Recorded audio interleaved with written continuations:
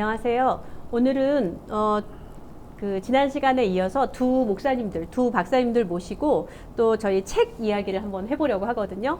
사실은 제가 지난 한 해 동안 좀 약간 슬럼프에 빠져가지고 뭐든지 막 공부하기도 싫고 뭐 하기도 싫었는데 우리 유연희 박사님이 계속 저를 막 꼬시는 거예요. 전화해가지고 공부하자, 우리 일주일에 한 번씩 그 책 읽자, 그리고 이야기하자. 근데 저희들이 만날 수도 없고 하니까 정말 열심히 저희 한 8분쯤 됐나요? 몇 분? 한 8분? 9분? 이렇게 주로 여성 신학자들, 남성 신학생도 한 분 계셨어요. 그래서 같이 정기적으로 모여서 또 책을 줌으로 책을 읽고 또 번역하고 토론하고 이렇게 같이 공부를 했거든요. 그러면서 또 이렇게 작년에 22년도에 이 책이 나왔습니다. 그래서 성서 비평 방법론과 그 적용이라는 책이 나왔는데요. 이 번역 과정과 또 번역하신 대표적인 방법론을 간단하게 소개해 주셨으면 좋겠거든요. 먼저 우리 유연희 박사님께 제가 질문을 할게요. 아니, 왜 이렇게 막 사람들을 모아서 공부하자고 하신 거예요? 한번 얘기를 좀 해주세요. 예, 이 책 말고 새로 나온 방법론 책이 있었어요. 9개 새로운 성서 해석 방법론을 모은 그 책인데, 제가 혼자만 공부하는 것보다는 학자들하고 같이 공부하면 우리 한국에서도 그런 새로운 방법론을 적용한 성서 해석 논문들이 많이 나오면 좋겠다 싶어서 같이 공부를 해서, 그 책은 New Meanings for Ancient Text였어요. 그래서 그걸로 돌아가면서 번역하고 발제하고 공부를 했는데, 다시 전에 이미 한국에서 번역되어서 나왔지만 원래 영어 책이 또 개정판이 나온 게 있었어요. 여기에는 14가지 성서 해석 방법론이 들어있는데, 우리 그럼 이 책도 사실 좀 더 이렇게 번역을 예쁘고 쉽게 해서 개정판으로 번역해서 책을 내자 해서 이것도 공부하게 된 거죠. 근데 책이 이게 먼저 나오게 된 거예요. 한 20년 전에 나왔던 책인가요? 그렇죠. 이게 오리지널 한 게 1992년 판인가 그래요. 근데 그게 번역돼서 나왔잖아요. 근데 이제 개정판이 또 나왔으니까 어쨌든 이 책에 들어있는 14가지 방법론은 우리 성서학계에서 성서해석 방법론으로는, 그러니까 성서학계 고유의 방법이 19세기 말부터 발달되었는데, 그게 이제 퍼지고 개발되고 해서 뭐 탈구조주의, 뭐 사회경제 비평, 페미니스트 비평까지 해서 90년대 초까지 나온 방법론을 다 결집한 14개의 방법론이 여기에 들어있는 거죠.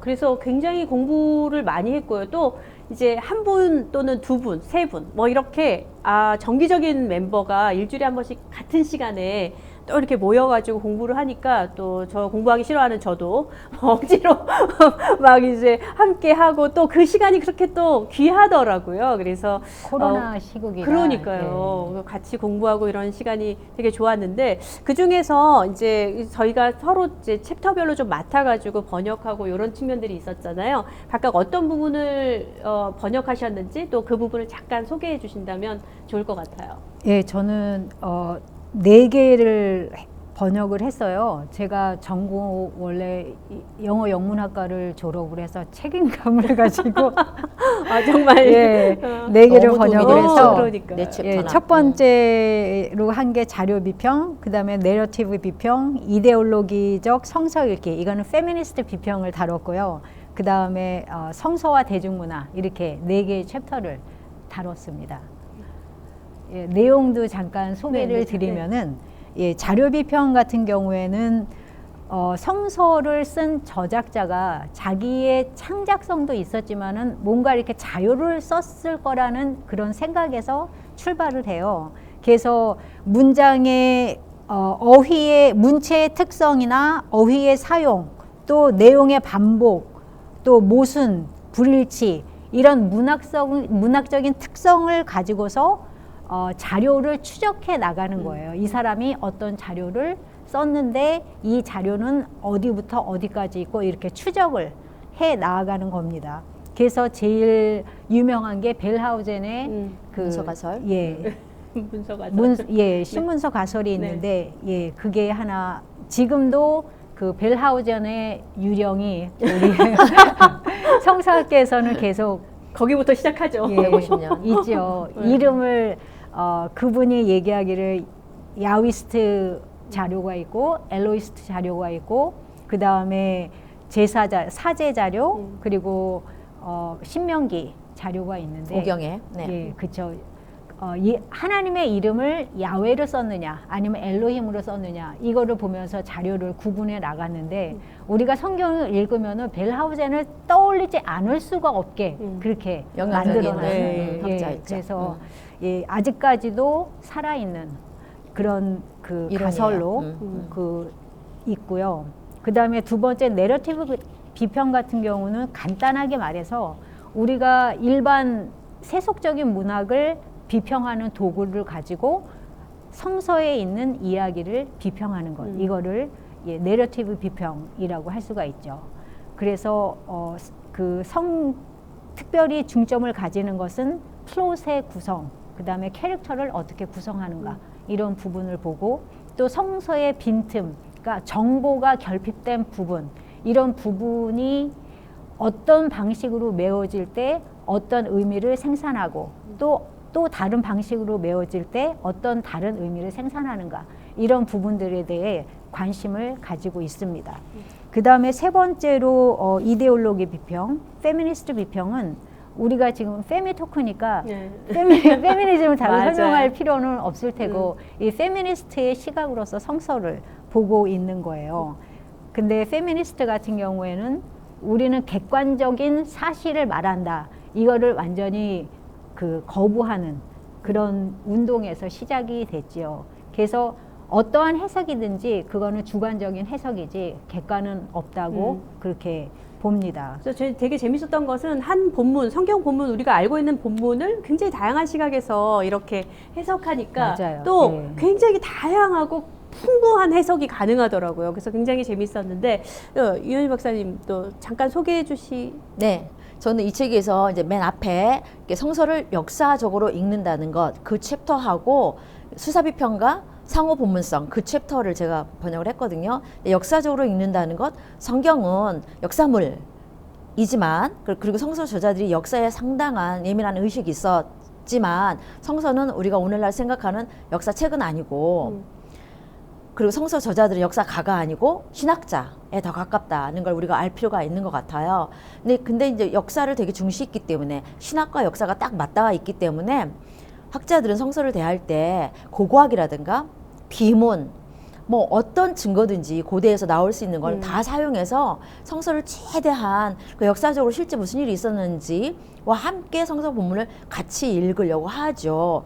그러나 학자들이 그 역사를 중시한다고 해서 성서를 문자적으로 대하지는 않죠. 우리가 만약에 문자적으로 대하면 그거는 학자라고 볼 수가 없죠. 그죠? 그거 이제 다루는 거예요. 우리가 역사적으로 왜 다루는지를 1장에서 주장하는 거고요. 그 다음에 이제 수사비평하고 상호 본문성은 이제 개정판에서 새롭게 들어간 거예요. 원래 초판에서 수사비평은 기테이라는 학자가 아리스토텔레스의 그런 규칙에 맞춰서 성서를 연구한 거를 실었는데 그 사이에 성서학계 주류에서는 그런 접근이 아닌 그러니까 제임스 마일린버그라고 미국 성서학회 회장을 역임한 1960년대 말에 그분이 주창한 수사비평 그리고 그분 제자인 필리스 슈리블 이제 저희 교수님인데 그런 분들이 이어간 전통이 더 많이 퍼지게 된 거예요. 그러니까 그걸 이 책에 실었어요. 플러스 상호 본문성 있죠. 그건 일반 영문학에서 많이 하는 그걸 갖다가 같이 짬뽕해서 실었더라고요. 그래서 사실 수사비평은 별개인데 이게 1990년대 후반에 개정판이 나오다 보니까 상호 본문성까지 같이 넣었더라고요. 그래서 사실 수사비평은 아까 임 박사님 얘기하신 그 내러티브 비평도 수사비평도 크게는 문학비평이라는 우산 안에 들어갈 수가 있어요. 그래서 지난 세기 그 하반부하고 지금까지도 이 문학비평이 되게 인기가 있어요. 영문학계나 우리 한국의 뭐 성서학계나 미국의 성서학계에서 인기가 있죠. 그래서 본문을 굉장히 그 close reading, 꼼꼼히 읽고 세세히 읽고 하는 그걸 통해서 이렇게 뭐 등장인물이나 본문의 특징이나 신학이나 의미를 찾아내는 그런 접근을 하고 있어요. 네. 다양하게 굉장히 다양한 관점으로 성경을 읽는 그런 훈련 또는 그런 연습 그것을 함께 해서 굉장히 많이 도움이 되었고요. 우리 다음 시간부터 왜 우리가 성경을 다양한 관점으로 읽어야 되는지, 또 그 중에 또 예를 들어서 어떤 관점으로 성경을 또 읽을 수 있는지 이 이야기를 또 한 2주 동안 해 나가려고 하거든요. 그때까지 또 기다려 주세요. 네, 교회 언니 회미 토크 좋아요, 구독. 좋아요, 구독.